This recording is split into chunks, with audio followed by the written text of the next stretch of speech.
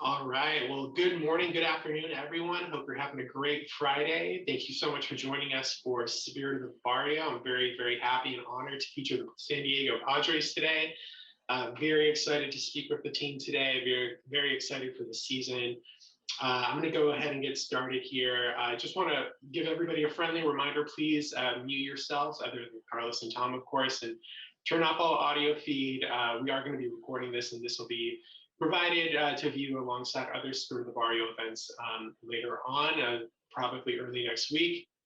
And we're going to go ahead and dive right into it. And before we do, I just want to thank some of our sponsors who helped Family Health Centers of San Diego with so much, including our COVID response efforts. I'd like to thank the Port of San Diego, Rancho Mesa Insurance Services, US Bank, Cox Communications, Community Health Group, and Medical Center Pharmacy. We appreciate your help. We have obviously been through a crazy year, and we would not have been able to achieve what we have without the support of our really generous community of partners and family of Spirit of Barrio sponsors. I want to thank Scripps Health, AO Reed & Co., Aetna, Better Health of California, Blue Shield Promise Health Plan, BAE Systems, Kaiser Permanente, Imaging Healthcare Specialists, Mitsubishi Cement Corporation. I'd like to thank SDG&E, Molina Healthcare, Sharp, UC San Diego Health. I'd also like to thank some of our other sponsors as well. I'd like to thank Moreno Resort and Casino, Barrett Engineered Pumps, Edco Disposal, Coast Citrus, Planned Parenthood of the Pacific Southwest, South Coast Poppy Systems, San Diego City Firefighters, the Local 145, Shore Total Office, United Healthcare Community Plan, and General Dynamics NASCO. And last but not least, I'd like to thank Aztec Fire and Safety, Patterson Palm, David S. Tam Financial Advisors of Edward Jones, and Waxy Sanitary Supply. And we are so happy to have all of our sponsors who have contributed so much to us. And I'd like to introduce some of our speakers now. I'm going to start out with Tom Seidler. Tom Seidler is going into his 31st or 32nd season in baseball, and this is his 9th season with the Padres. He might be a personal hero of mine. Mr. Seidler has served as Senior Vice President of Community and Military Affairs with the Padres. He's overseen the launch of the Padres volunteer team, which is a regional task force that's made up of over 6,000 members and given back so much to the community. In 2016, the Padres have joined forces with so many other local organizations for cancer research, which Mr. Seidler has been a big part of. Padres Give Back, we are so thankful for them. We love having them here in San Diego. So happy to have you here, Mr. Seidler. We're very excited to talk football with you. And I would also note he is an alumni of the Fighting Irish, which I adore. So great to have you here. And now I'm going to introduce Carlos Hernandez. Mr. Hernandez enters his 10th season as one of the main Padres analysts on Fox Deportes. He has had a very illustrious career in the MLB, spanning over 11 seasons with both our current rivals, the Dodgers, and our hometown team here in the Padres and the St. Louis Cardinals. Mr. Hernandez was signed as a free agent in 1984, and we are happy to still see him in the MLB here today. Thank you both so much for being here. I appreciate your time. And before we continue moving forward, I just want to explain a bit of the layout of what this program is going to be like today. Essentially, we're here to talk baseball because it's a really exciting year. The Padres have such a fantastic year ahead of them. And we're going to break down the conversation into 4 parts. We're going to talk about some team-specific stuff about the Padres' current season. We're going to talk about some league-wide kind of like baseball shop talk. And then some rivalries specific to the Dodgers and the Giants as well. And then lastly, just talking a little bit about the city, the community relations aspect of the Padres and how COVID has impacted everything. So Tom, I think you might still be muted. Can you check to see if you're able to still talk? Can you hear us? Okay, great. Well, thank you guys so much for being here today. Obviously, the Padres, it's a good year, and the future looks very bright. We're all very excited for you guys. And one of the things, I want to ask right off the bat is how does, coming out of shutdowns and a pandemic, how has COVID changed the game for you guys? And what are some of the major feelings that you guys feel going into this season? I know we're a little bit past like early season. We're starting to really get into it now. How does this season feel different, not only with, the trajectory that you guys have ahead of you, but coming out of a global pandemic? It's been a strange couple of years for everybody. The timing of this Zoom is pretty interesting. We just sent out a release in the last 15 minutes about Petco Park's reopening to full capacity. We announced June 17th, so in line with the governor's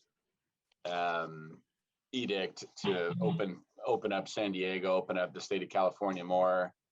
Come June 15th, we're going to be allowed to have full capacity for the homestand that starts June 17th against the Reds and the Dodgers. So as great as it's been to get some fans back in the ballpark this year relative to last year's empty ballpark, and really the great energy we've had with just 15,000 fans in the recent homestands, we're looking forward to getting 42,000 plus in there for some games the rest of the year. Yeah, I was actually, it's funny because literally right before we started, I was trying to find tickets to take my kids and my family out to the ballpark tomorrow. It's great to see the ballpark open. One of the questions that I have is, prior to COVID, the energy that the audience, the roar that you hear in the stadium, it really kind of creates this electricity in the dugout on the field. Both last season and this season, obviously, we haven't had auditoriums full of fans. So have you heard anything from the dugout or from Tingler and how that kind of affects player energy, or how that lack of attendance and audience participation, how does that affect the dugout? I'll let Carlos speak to that as a former player on what the crowd energy does. And obviously the 98 energy was off the charts for him and that team. Yeah, I think that for me, the fan always being the number one for the players, especially when you play at home. Last year was different. Play against other team that you want to beat so bad, but you don't have that support from your fan. It's important. But right now, they already learned how to play with other support. And this year is so much better because they're feeling now that every time they go to play or to hit or play defense, somebody's clapping for them. So it's what people really need when they are on the field. It's the only help we need from the fan. So it was missing last year, but the players learned that the best way to win is when you have you support from your fan. But they already proved that they can do anything when they play in this baseball park, like in San Diego. And right now it's gonna make everything more easy for them. But they miss a lot those people that come and help you when you go to hit or you go to play defense. Yeah, I mean, I'm not sure how involved you guys are on Twitter, but baseball Twitter is all about Fernando Tatis Jr. right now. The whole city, it feels like, is trying to, get into the ballpark to see this generational player. So there's a lot of excitement around Tatis Jr. Obviously, he was just the cover on MLB The Show. He's one of the most electric, athletes in the game right now. I want to, kind of cover one of my favorite stories. Is obviously Tatis Jr. was on the IL with COVID. And I heard when he got cleared on Wednesday morning, he got to the ballpark an hour before first pitch, only did a little bit of practice in the batting cage, and then he went 4 for 4 and then did the splits to steal second. So when you guys are looking at that, what's going through your mind when you see that in one of your own players? Let me ask Tom. Now that I'm working on outside the field, every time that I go to the stadium, man, I don't know, but I'm thinking about him. Yeah. Because I play with his dad, and for me, it's something special. See that kid there that I saw when he was just less than 1 year old, and it's so big now that, like I was saying, every time that I go to the stadium, I'm thinking, because I'm going to see something different today from Fernando Tatis Jr. And the way he took it the other day is what he's been waiting. He needs just to go and play, and you're gonna see how much people gonna be going to enjoy the way he's playing the game right now in this era. That guy played hard. He don't care how much money he's making it. He just played to win. He just played to make everybody get up the seat. It's what we're looking for. Even that I'm on TV watching the game, I got nothing to do with that. I got to talk about what's going on. But you know what? Every time I'm so glad, and Eduardo, my partner, that when that kid do something nice, we just want everybody to hear and listen, because it's special. That kid is gonna be unbelievable, and I hope everybody get to see at least play this guy one game this year. Yeah. Yeah, Mr. Seidler, in the front office, when you guys, you know, when I think you guys know what you have in Tatis Jr. When you're seeing him have these amazing plays, is there still a little bit of that shock of like, oh my gosh, what did he just do? Or, does that ever fade at all? Or are you guys kind of used to it? Oh yeah, as Carlos said, he is a unique player. Maybe as good of an athlete as we've ever had on the Padres, and as good of an athlete as there is in the game. I mean, and that's the fun for Jay Stingler, our manager, and AJ is, does he back cleanup like he did yesterday and get 3 extra base hits, or does he play leadoff? And because he could steal 60, 70 bases easily, something that just doesn't happen much anymore. The stolen base is kind of a lost art. Or does he play cleanup and go for 50 homers, or does he do both? But I think, AJ Preller's known him for several years, since he scouted him as an amateur player, and believes in the player and believes just as much in the person. He's a great teammate. He really wants to win, like Carlos said. And it's going to be a heck of a lot of fun to watch him play, the next 14 years as a Padre. Yeah, can't wait. It's funny that you mentioned AJ, because as a fan of baseball, AJ sounds like this almost like mythical figure, where I've heard stories about AJ where he'll be on like the East Coast wearing his like the same outfit, and then people will see him on the West Coast and then in Florida, all within the same weekend. And I'm really happy you guys have him. It was really funny reading some articles about Preller Palooza last year and in 2014. And this is kind of a good segue, because I think looking back, it kind of started with the Hosmer contract, and then you guys had Machado, and then Tatis Jr. And last year, I think it was like around Christmas time, and one weekend you picked up both Snell and Darvish, which were these amazing acquisitions, where you guys are bringing in these players that, I don't want to say other teams were sleeping on them, but we got these amazing players in our bullpen without really like having to leverage a ton of assets. When did things change where, the past 5 years, I guess my question is, what stood out about some of these specific players, but also in the front office, what kind of changed that we've come such a long way in the last 5 years?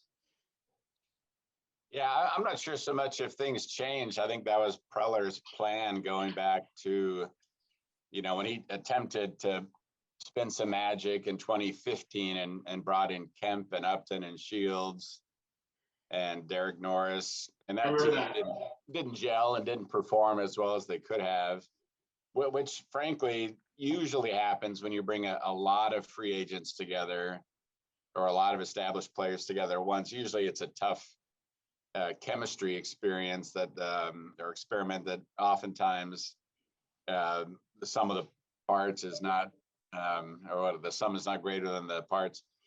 But I think, this has been a carefully orchestrated, well-planned 5-year, build of a great farm system, ultimately a great team, as those players got through the farm system. And so AJ built so much depth that he could trade some young players and get the pieces that he needed, get Darvish and Snell and others. And so I think maybe he pressed the gas this offseason to get, well, really starting with the trade deadline last year when we got some of the players in August, and then again, the Darvish, Snell, Musgrove, the weekend. Tremendous weekend. That just doesn't happen. You don't put together your number 1, 2, and 3 starters in a weekend. That's unheard of. But it wasn't a change so much. It was a fruition of a plan that had been in the works for several years, and now I think Padre fans will see many of these guys on the field for a number of years to come. Not just Tatis and Machado, who are under very long-term contracts, but I think Cronenworth and Hosmer and a number of other players are going to be here for a long time. Yeah. As a fan, it's so exciting to see what's happening. It's kind of like this serendipity of you're seeing a lot of excitement on the field, but you're also seeing a lot of exciting things in the front office. A fun bit of trivia, I think no general manager in MLB history has ever moved more than like 25 players, except AJ Preller, who's actually done it twice. So the moves that have happened in the last few years are really fun to watch because it's this kind of combination of really exciting moves off the field, and then you get to see these players on the field. But then also on top of that, you guys probably have the best farm system in the league. And so it's interesting and exciting to see all of these things kind of come together, which kind of brings me to my next question. Carlos, so far in the last few years, what's been your favorite game to commentate on, and what moments have like really stuck out as like these electric moments? Wow, too many. But I remember, I think that was who was Camp that he hit for this cycle in Colorado, and that was exciting moment. I think that was something that we was waiting for a long, long time, and I was there. So I feel so happy that I get up, I jump out of my seat because I thought that I was in the game too, man. I thought I was there with him, and that kind of the place when something like this happened, and you have never been part of that is something that I was missing in my career. So I get to see that. I was not in the team as a baseball player, but I was on the team with the broadcasting group. So that was for me one of the best moments because I've been seeing a lot of stuff. The other day with Fernando Tatis, the same. I mean, he just got there and he hit like he was hitting batting practice, like it's normal to hit 2 doubles, homer. I can go this way and I can hit the ball the other way too, like easy, He make everything easy. So for me, that was the one of the most exciting moments for me. But you know what? It's too many to come, man. We gotta start seeing it as a broadcasting member. As soon as I start my car, I can't wait to get to the stadium. It's when I was playing. I was getting to the stadium around 12:30, 1 o'clock. I can't do it right now because it's nothing that I can do. But as soon as I'm driving, I know that I'm gonna see something exciting this year in the team. Yeah, and so here's a fun little stat for you guys. You guys lead in stolen bases across the league. I counted these stats yesterday. You have 45 stolen bases. Second place has 33. So this is a really interesting thing that I'm seeing in baseball. It's super exciting to watch. You guys have some of the smartest base runners. How did this become a strength for you guys this season? Okay, you know what? Let me tell you something. Wayne Kirby, he's a first base coach. That's right. And I was, I had a chance to play with him in AAA when we was with the Dodgers. That was in 1990, 91, something like that. And he was the faster guy. He was the guy that knew how to steal. He knew how to bunt. That guy was amazing. So now I say, well, I know why Wayne Kirby is on the first base coach position because he did it excellent. He didn't get to play much in the big leagues, but he knew how to play the game. So it's what he brought to this organization. He has tremendous relationship with all the players. They love that guy. It's what you need to make a team get better and better. when you have you coaching staff that you feel like they love you and you love them. You have them when you need it. Is why those guys are there. So I think the big part is Wayne Kirby coaching up first. Yeah, it's super exciting to watch. You guys have probably the best bullpen I think, across the league right now. The Padres are leading in ERA as I counted yesterday at 2.67. Next place was the Dodgers, I think just over 3. We have 3 of these like most amazing pitchers ever. 2 of them were picked up in these like incredibly smart pickups without having to leverage a ton of assets for your future away. It's been really exciting to watch.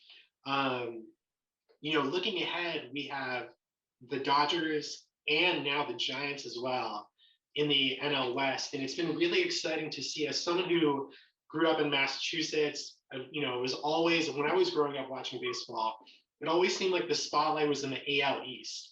And then more and more recently, it seems like the attention's really shifted, the power dynamics have shifted here to the NL West. You guys know your strengths. What do you think is some of the strengths that you guys have that's going to take you to the postseason, and what are some things that you're looking to improve upon, especially as you're going to continue to face the Dodgers and Giants down the road? Well, I think the Larry Rothschild, what he brought to the team is something special, and we can see that since last year. Always the Padres is being known for good pitching staff, the way they pitch, but this year, what he brought in here is working excellent. I mean, I don't think we need to ask anything else. Yes, be healthy, because now you can see the other day, a lot of strikes early in the count, getting to a strike quick with the best pitch, and then the pitchers have so much space to use different kind of pitches to dominate, to strike out the guys. So right now, the pitching staff that we have is, by the hitters, you got to be ready early in the count, because this guy is coming to throw strikes. They can throw fastball, sliding, change anytime, but they got to get ahead first. And then they come in to look to strike out the guys. To strike out is not something that everybody like. I personally like to get it out. I get to get out. But if you get 2 strikes, why you don't try to strike him out? So it's what they are doing right now, man. Is the catching. Everything is being so. Preller is been working so hard all these years with his group of coaches, scouting. The group they have this year is unbelievable. I haven't heard anything negative against any game, anything that happened in the game.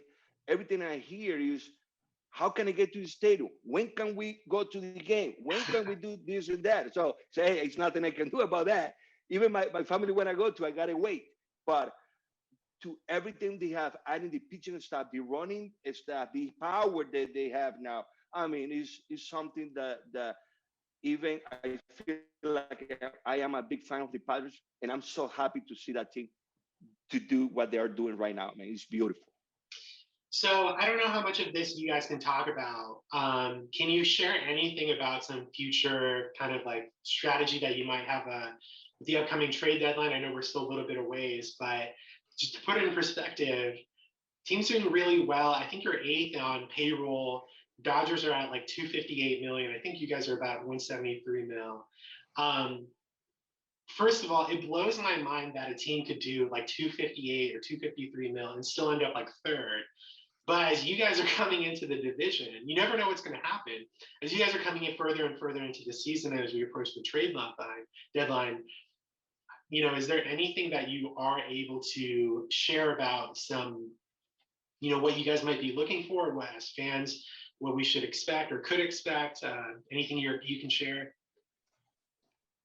Oh, I think AJ will be all over whatever the needs are at the time. The trade deadline is still a couple months out, but you can bet if there's a hole or a way for him to make the team better for the end of the season and the playoffs, he will, as he has shown many times. But this is a really good, well-rounded team. We played some shoddy defense early, but we've cleaned that up lately. And even the backups, like Kim is an exceptional defender in multiple positions, as is Cronenworth, as is Austin Nola. So it really, the team has great versatility. Like you mentioned, Charlie, the speed is best in baseball. The bullpen we think is best in baseball. The starting pitching, now that we're seeing more depth out of the starting pitchers, guys going 5, 6, 7 innings instead of the early season. We had a lot of games where the starting pitchers weren't going very long, but you're going to have injuries and you're going to have things pop up. I think if the playoffs started tomorrow, we'd like our chances as much as anybody's. Yeah, right now I think Vegas has you guys 4-1 to win the National League and then 8-1 for the World Series. But we just talked about money and we talked about injuries. One of the questions that I have for you guys is when you have this amazing electric player in Tatis Jr., who, cost a pretty penny, I think $352 million. Do you have the temptation to just wrap him in bubble wrap and make sure there's no chance for injury? Or I guess what is the decision making or thinking behind protecting your player and your asset and your investment versus letting him go out and play however he wants to play, sliding it head first, doing whatever? What's that tension like? Carlos, you could probably speak to that better as a player. Well, when you are on the field as a baseball player, you don't think about anything else, just play baseball. Yeah. Sometimes it's real hard to stop or tell the players to stop doing what he's doing because it's something that he has in his heart. Like Fernando, something that he did differently now is swinging the bat and keeping the ball's hand and the bat. Before he was swinging and let one hand go, and he was hurting his shoulder. So now he's back, and you see how many homers he's been hitting lately. Lot of line drives, base hit. So now they fix him. So to play defense is different too. He's gonna die for anything close to him. He wanna do anything stake to make a play. And to be honest, I don't think it's a rule for players like that. The only way might be is don't steal a lot of bases, stay there and let somebody else bring you home. Yeah. But during the defense or go to hit, I don't think it's a rule for anybody because you cannot cut or eliminate the way he's been playing. It's why he got signed that much money and for so long, because what he gives to the team and to the baseball is unique. So for me, is stay easy and bases. Don't try to steal much. Yeah. So obviously you guys brought on Jay Seidler in 2019. He was, working with the Rangers for a while. We have more and more assets coming in. There's, the team is just getting better and better. There's more and more excitement. We have Jay Seidler now. Was there anything specific about Seidler that stood out to you guys that made it really feel like a good fit for the team? Carlos and Tom, is there anything you guys can share about that?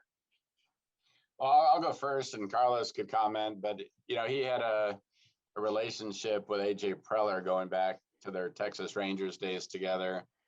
And it makes common sense that the manager and Right. GM have a cohesive plan and a similar plan in mind. Not that they don't challenge each other, because they do, but I think they both have a scouts background, and they both value athleticism. They both value versatility, and I think their game planning approach is similar. So that's certainly helpful. Carlos could probably speak to maybe some of the strengths that he's noticed from Jace. Well, what I can see is Jace. Something important in this game right now, in this time, is if the manager can speak different languages, it's much easy for them to take control of everything and have better communication to the players. So James is the manager can speak Spanish. He's the guy that's been in Latin America and Dominican and all over in Latin America. And he's been learning about how the players, where they're coming from, what kind of education, who's shine player, who's the kids they like to talk more, or the players that can learn more. So when you have that kind of experience going to different countries, especially Latin America, it's an applause for the manager. So from there, for him to be there and learn all that kind of stuff from different countries, for me, it's been the big help from this organization. And it's why you can see that great chemistry they have in the team. He understands all the players. He's the guy that talk to the players and bring it in and explain to them and give it the hug that he needs. And he's a friend of the baseball players. It's what the players really, really like. When you have a manager that you can talk and you can sit down and ask questions and you got to answer. Sometimes it's difficult. I have the experience before that wasn't like this and was bad. But right now, it's what I think the Jays bring to the team: friendship, and he knows how to treat the players. It's beautiful. Yeah. So I want to pivot a little bit and talk about kind of like larger baseball topics and kind of talk shop with you guys. You know, this is kind of an awkward question, but we see more and more tension between these really exciting personalities in baseball and kind of butting heads, especially with baseball Twitter, with the unwritten rules, a little bit of the old guard. Are do you guys, what's your stance on the unwritten rules? Or do you think they're, should be respected, or do you think they're, maybe holding the game back a little bit?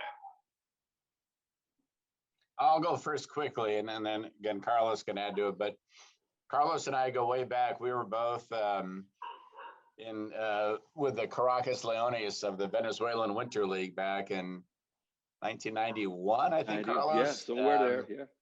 And the first thing I noticed, that was my first baseball game outside of the United States. And my first game there, I remember the day I arrived and the game, there's just way more passion from the fans. The fans are singing and, they're part of the show is what the fans do. And it's a participatory sport for the fans. Yeah. It's not, they're not just watching the action. So that passion in the fan base is great, and it's got to rub off on the players, and it does, because you see players are more demonstrative and excitable in Latin America and in other countries than they are in the U.S. And shame on us for saying this is how we play in the United States. Like, let other cultures show what they enjoy and embrace that, and embrace the great diversity that baseball has to offer. I mean, more than other sports in America, we've got over a third of our players are from other countries, and what a great opportunity to, bring that extra level of excitement and player enthusiasm. But it's changing very quickly, I think, over the past year, from Tatis's Grand Slam and the resulting flow of, hey, you got to let kids play. These unwritten rules are old school, right, kind of stodgy, and now MLB, which didn't used to, now they embrace it. They send out the best bat flips videos, and anyway, Carlos can speak a lot better to it firsthand. Well, before that happened, believe me, I will hit that guy next time. When the guys was hitting homer and was doing all that kind of stuff, we didn't like it because we was used to it. We didn't do it. Some guys did it, and that was a problem next time he was coming to hit. But now it's a part of the game. The people like it, the fans like it. Well, we got to keep doing that stuff. If you don't hurt or you don't, treat the enemy or the pitcher, if you hit a homer, if you do something against the pitcher, I don't like that. But if you're running and do that checks hand stuff in the inside the dugout, is beautiful. I think it's something that people need. Something they act right now in every stadium that I see is the music. Before was no music. That was only piano, just quiet. But right now, and you know why? Because players love music. A lot of players want to be a singer, and a lot of singers want to be a baseball player. So that stuff always been together. Our actor, music, baseball. But now they like to play that music that they really like because they're thinking about something good to happen with that music. Back home, they remind you, mom or dad, my son, my wife, whatever. It's a reason for it. And I think it's one of the best things right now, baseball is doing it, and I think it's got to keep doing it because it's not only for the players, for the people that come here over 40, 50 years old. No, for the kids too. They like to dance and they like to see all that kind of different stuff. Not only baseball on the field, it's what baseball bringing out to all those youngsters and new or future baseball players. Music is good in the stadium. Yeah. So I have kind of like a situational question for you guys. Like, let's say, I don't know, you got a batter up, you're up by like 9 runs, and base is loaded. And what would you tell your guy at bat? Be respectful of the pitcher, or just rip it. And how? No. Oh yeah. No. You got to go and do your job. Your job is to hit and bring runs in, right? Yeah. But a situation like this, depend the counts. Because the pitcher want to strike you out, and when they strike you out, they're happy too.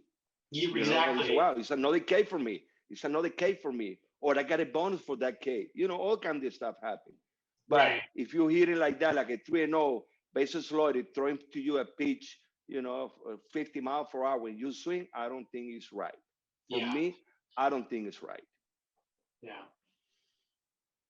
So, speaking about, like, every once in a while we'll see the league hand out these suspensions for players who get really riled up, or kind of get a little chirpy, or show off a little bit more than they should. Do you guys think that it would be better, because we live in this digital age of retweets and these 10-minute or 10-second little clips?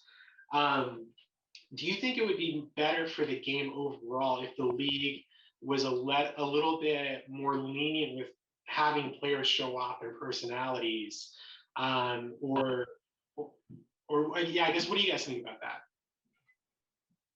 I think the league is letting players show off their personalities, and again, they're sending out those Let the kids play campaign. Yeah, they're sending that out on the highlight videos. So I think where they come down on it is if you show up the other team, like Carlos said, if they're directing the celebration and enthusiasm towards your dugout is one thing. Doing it towards the other dugout, I think, is where you cross the line. And Trevor Bauer is a controversial guy, and we obviously don't like him because he's a Dodger. But the one thing that he said when they asked him is, pitchers should be allowed to celebrate. When a batter hits a home run off me, he should be allowed to celebrate. Like, he's right. And instead of throwing a ball at a guy's head because the previous guy hit a home run, go out. Yeah, it sounds like a fair trade. Yeah, so he's right. Like, it's that old school way of getting back at a team by throwing at a guy's head. That's just stupid, because you're putting a guy's career and life on the line. So I think it's great that baseball is embracing it. I think it's going to bring in more young fans, and I think it's respectful of the culture that a third of our players come from. Right. Where they grew up celebrating baseball a lot more than we have traditionally. Yeah, it's great to hear you guys say that. I think it's, as a younger baseball fan, it's great to see that, because, if I pop open Instagram or Facebook or whatever, like, the first thing I see is LeBron taking the shot and flexing over Steph Curry last night. It's these big personalities both off the field, and then you get to see them do these amazing things on the field. But one question I have for you guys, and it's great to see baseball kind of embracing that and accepting that. It's really exciting, because it's this intersection of personality and amazing athleticism. You get to see it, and it gets fans more and more invested. But one of the questions I have for you guys is, what are your thoughts about some of the new rules that have come out? So, for example, we have like the 3-batter minimum for pitchers coming out of the bullpen. In extra innings, we have to have a runner start on second. And if you have like double head-to-heads, the games are 7 innings. What are your thoughts on some of these new kind of changes that have come out from the league recently? Well, I think that I really like all those, especially when you got extra innings, you can put the runner at second.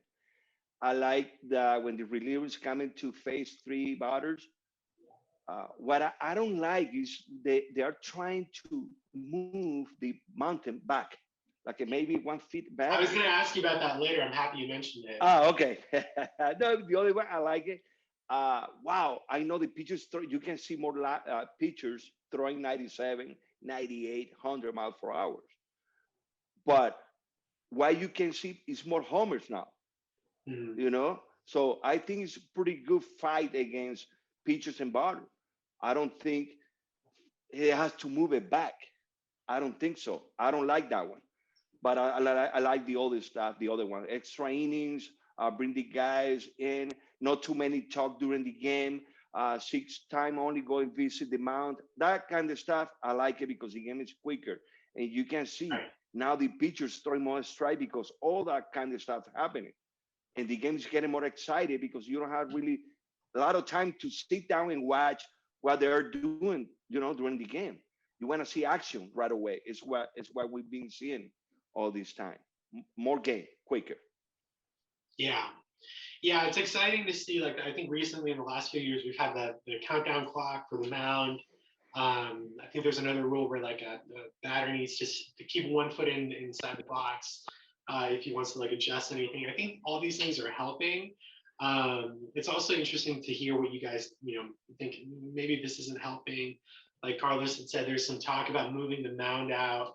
I think it was like 1960. It was the year of the pitcher where pitchers were so good that I think they moved them out, or I forget exactly what they did. But it's funny that we talked about this because the MLB just, we had juice balls for a while, and then recently we deadened the balls.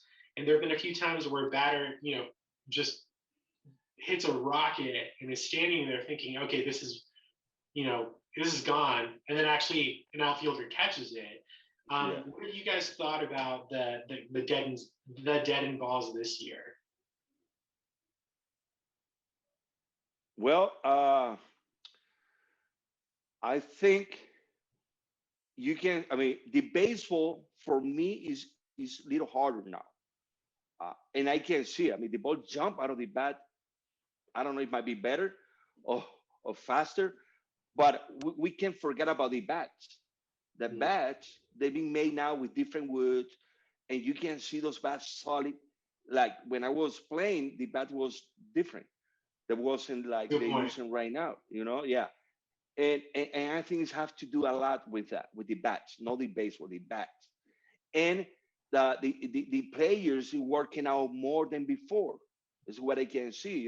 They are clean. They don't using all that bad substance we used to use before. They don't use anything that can hurt them, and they've been working out more than before. So I Yeah, think it's the ways it is. I think it helps when players aren't like smoking in the dugout or drinking beers in the clubhouse. That probably helps out a little bit too. So But you know what I like to see too? Let me ask you this, tell you this. I really would like to see the pitchers when they strike out the guy with bases loaded, and get that excitement. I like to see those guys jumping in the mound too, yeah, like the yeah, Heroes does when they coming home and dancing, all that stuff. I would take the pitcher, something too, do something to it, and feel happy about it. I totally agree. I think we've seen kind of this shift in power of having like really strong starters go the distance. Whereas I think analytics has kind of changed and said, no, like let's really bring the power to the relief pitchers. Um, you guys have, strength in both your starters and your relievers, um, which is exciting to see. That kind of makes me want to talk about analytics a little bit.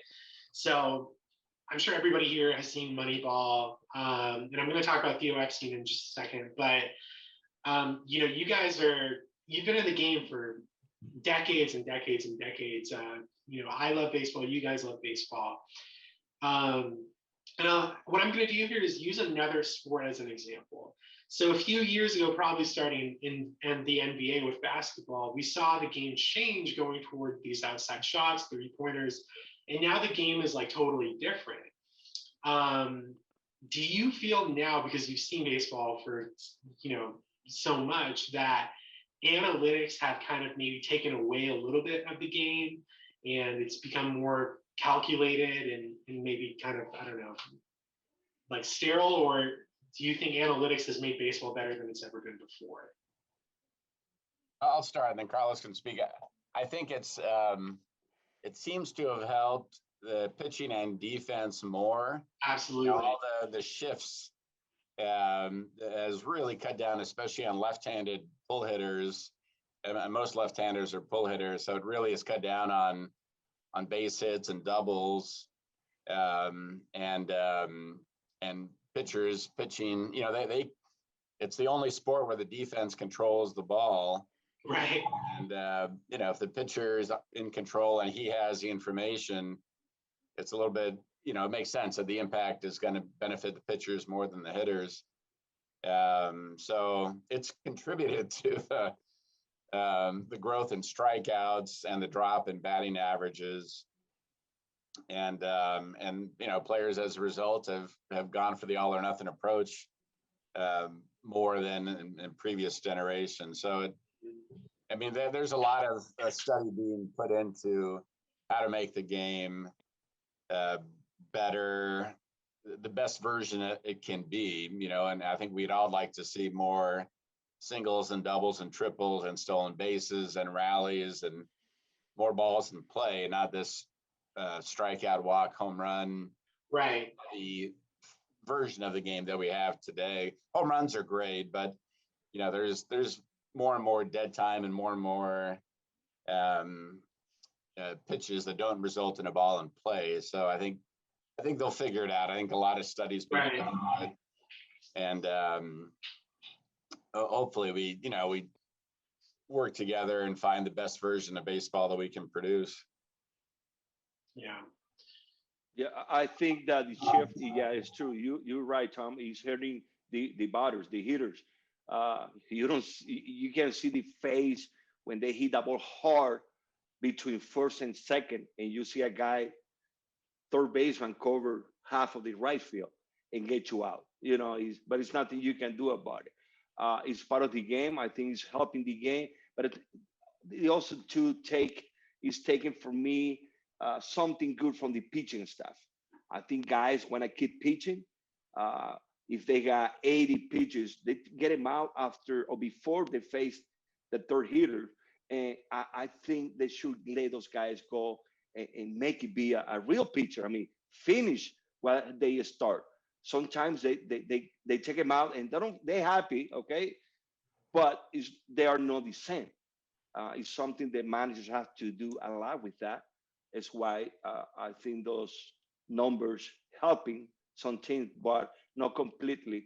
Because if you told me that if for sure something's gonna happen after I face the third hitter, I'm gonna be okay. All right, I won't go and pitch. But it's like a fine how it's gonna work the future. Right. And it's something that I don't like that. Myself, you say, wow, let him go, let him finish. The guy's hungry. He's excited. How can you take that away from the player? And it's been happening lately. With hitters too. The guy might be hitting 3 hits against a right-hander. They can bring a left-hander. The manager's gonna take him out because he don't hit good against left-hander. All that kind of stuff. So I think whatever they do is for the best, to be honest. Yeah, it's interesting to see that where, like, I mentioned, I think we see this more in the NBA and the MLB, where in the NBA we're seeing more and more threes where they might have like a clear path. In the MLB, we're seeing a guy could be on fire one night and have 3 hits, but then a new pitcher comes out and he's taken out, or if they have a pitcher come on. And you noticed it, and it's always interesting because the game wasn't like this until recently. Tom, something you just mentioned made me think of this. So a couple of weeks ago on the Bill Simmons podcast, Theo Epstein was on, and he was talking about baseball and kind of like analytics and everything. And he was talking about how I think we've gotten a lot better. There's less dead time, but like 5 years ago, there was a lot of dead time in play. And there's a lot of talk about baseball is just getting boring. Epstein talked about how the most exciting thing in like some statistical review was like a double. And that brings in the most attraction. Obviously, we know runs win games, but hits bring in viewership. And he was talking about how there are so many resources right now for pitchers to just become absolutely lethal. we're seeing more and more strikeouts than ever. And it's almost become like this, like we've created these Terminator like pitchers on the mound who are just almost robotic sometimes. Do you think that there is this disparity between the guys on the mound and the batters we have in the box, or do you think our batters are doing well enough to get hits off and stay competitive? Carlos, do you have an answer for that, or you want me to go? Go and then finish. Just a little bit. Yeah, I mean, I know the batting average around the game this year, I think it's like 236, which is on pace to be the lowest since 1968. Fans don't want to see that. They don't want to see 236. The other thing that they don't want to see is pitchers hitting. Like, I'm an old school National League fan, and I used to love National League and prefer National League baseball and the strategy and double switches and all that. But since over the last 30 years, they've taken the bat out of pitchers' hands increasingly in the minor leagues and colleges, even in some high schools.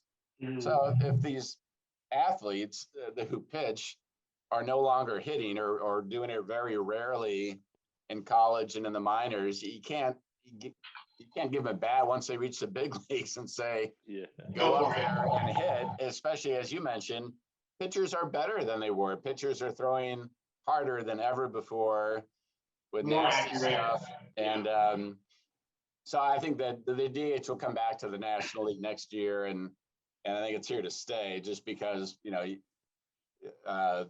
these pitchers haven't hit in several years, and then keep it that way. Nobody pitchers hit, I think, about 100 on average. Yeah.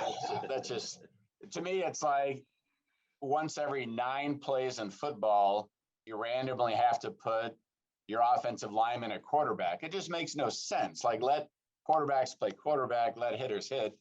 And that'll help a little bit. And I think what they're doing, what Theo and the commissioner's office are doing, is going to bring more hitting back into the game. I mean, how exciting was that Cronenworth inside the park home run? Oh, yeah.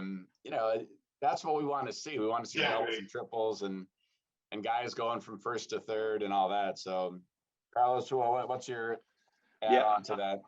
Well, at DH, I'm with you 100%.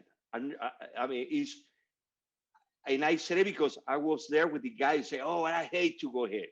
Oh, I got to face Randy Johnson. I got to face, Kevin Brown. How can I hit that guy? If that is hard for us to hit those guys, how can the pitchers gonna hit those guys? And I think it's gonna bring more value to the team because you don't know how many players are in minor league because they don't play good defense, but they can hit. So they don't have any spatting here in the big leagues. And they are those guys that are gonna be showing and do a lot of, good work for whoever team they're gonna go for. I like that. And the other stuff is the numbers. It's true. It's too many guys hitting 200 and they stay here in the big leagues. You don't see that before. Before, you have to be at least hitting 280 or 300 minor leagues to come to the big leagues. And make you hard worker, harder. And it's what happened. Right now, if you got power and you can hit 20 homer, you might be hitting 220. You're going to hit 20 homer and you're going to bring 80 runs in. It's what we're looking now in baseball. I think players has to change that, has to be looking for more contact and do better job bringing guys in. How many times we can see guys running at third base, less than 2 outs, infield playing back, and the guy strike out or the guy hitting fly ball to the infield.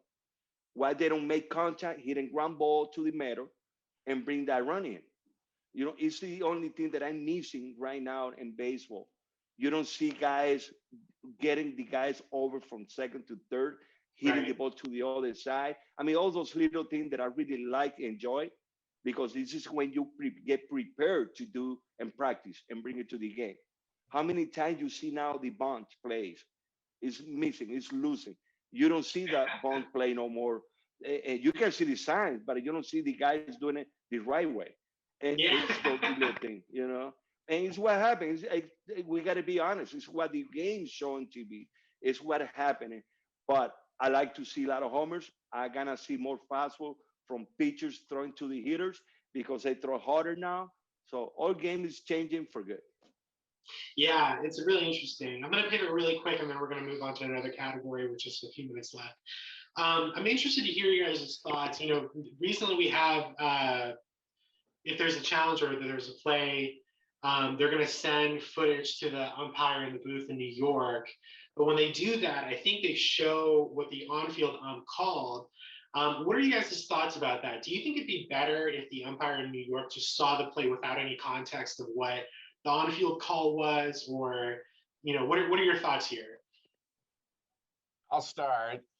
My personal opinion is that the manager shouldn't not get the benefit of somebody watching in the clubhouse and telling him to challenge. I think he, in fairness to the umpires who have to make a split-second decision with their own eyes, right, I think the manager should do the same. If he thinks, or one of his players thinks, the call was missed, they should have to challenge right then and there and say, my eyes saw that better than the umpires, because it's just not fair to the umpires. And it also creates delay and makes these games even longer as they sit and wait. True. And the other thing is the replay officials in New York should not be umpires, because they're biased. I mean, they're part of a fraternity, and their inclination is to let the call on the field stand because they don't want to show up their brethren. Yeah, that'd be awesome. Maybe former players, former executives, people who are knowledgeable about the game, but don't have maybe a little bit of a bias because they got to overcall one of their own. Because you should get the call right, and even if it's close, if they think no, the guy missed the call, he's got to be able to overturn him. And you see a lot of close, but that call should be overturned, calls stand, and they should get it right. Yeah. I want to talk about our division really quick, and then we're going to wrap up pretty soon here. So right now, Giants are sitting on top of the NL West. What are the differences in challenges that you guys see, in facing the Giants that you might not see with the Dodgers and vice versa? What are some of the unique, kind of changes in strategy when you go to face off the Giants versus the Dodgers? I think that what they do, they got to keep doing the same. Remember one thing: every team has a scout everywhere, and let's say you work with that guy last week and you face John hitting, and you strike out John 3 times with a high fastball. So that guy, next time you're gonna face him, he's gonna be ready for you to throw the high fastball back to him. So it's why you have to know what to do right before the game starts. Every team has meeting and talk about the hit players, and it's what happened. I don't think the team is gonna do anything different. They're gonna start going for the report that every team has against all the players. When you guys play the first game, you guys got. I mean, if I'm playing here against the Giants and I'm gonna face those guys today, I'm gonna use what I did the last time. If they don't change the approach, I'm gonna keep doing the same. But the players is the one who's gonna show me to change a strategy against them, because they come in prepared. So, wow, last time I got struck out 5 times because they throw me changes in the dirt. So next time I'm gonna let that changer go, and I will not swing those changeups. So it's hard to say how they're gonna work against those teams. It's difficult.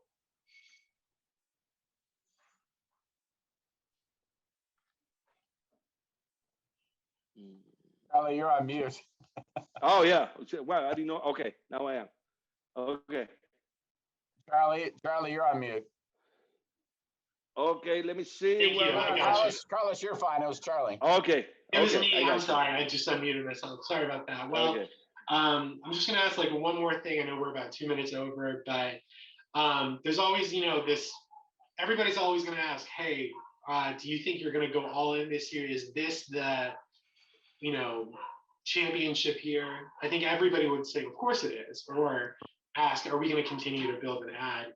I think we'll know by July if there is the Palooza 3.0 happening again. But it's an exciting year.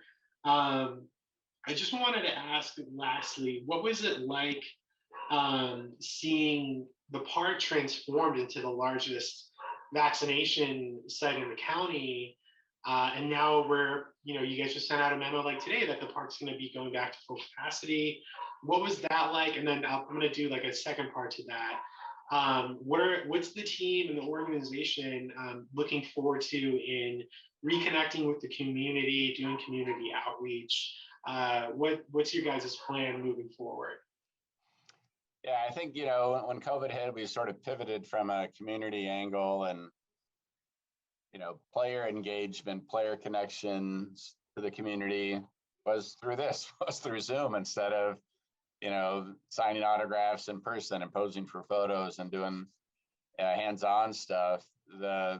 Maybe the single biggest thing we did was that COVID vaccine hub.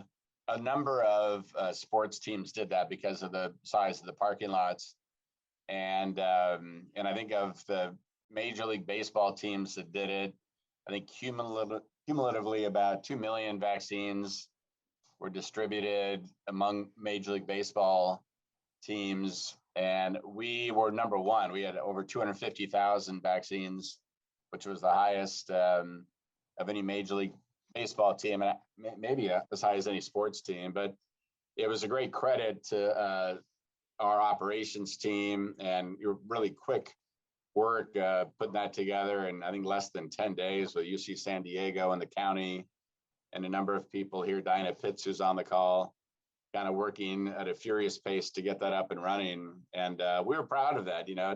Again, getting vaccines in arms really is one of the main drivers to getting the stadium back open June 17th and getting life back to normal in San Diego. So we're looking forward to continuing to work with health officials as this thing hopefully, knock on wood, dies out and we don't get variants that disrupt life again here anyway. And we'll continue to do all the good things the Padres have done. We're looking forward to flyovers again come mid-June, and a lot of our military salutes and military outreach getting back as the military restrictions also ease. Supporting underprivileged youth, underserved youth in the community will be the main thing we focus on, but we're always open to partnering with organizations that have ideas for how the Padres can help. So if any of you on the call have a charity or nonprofit that you work with or volunteer with, feel free to reach out to me. And Carlos, as one example, is terrific at getting involved with the community and does a lot of good on both sides of the border. So we're looking forward to life getting back to normal, getting 44,000 in here soon, and hopefully having a long run of playoff and World Series games in October. Yeah, I just want to thank you guys so much for your hard work. Like you mentioned, I think you just mentioned Diana, the real MVP. Thank you for everything. We appreciate what the team has done for the community, and very, very proud of all of the healthcare entities within San Diego really stepping up to respond to COVID across the county. I want to wrap up here and thank you guys both so much for your time. I love the opportunity to talk baseball with you. Feel really good about this season. I'm sure you guys do too. Excited to see any potential moves in July. Carlos, Tom, thank you so much. Best of luck this season, and hopefully I'll still be talking to you guys in October, or seeing you guys in October and beyond. And I want to take this quick second to thank all of our sponsors who helped make this event possible, who also supported us throughout COVID and in helping us with both our testing and vaccination efforts. Thank you, everybody. Have a great afternoon. Have a great weekend. Tom and Carlos, thank you once again. Yes, all right. Have a great day, everybody. thank you, guys.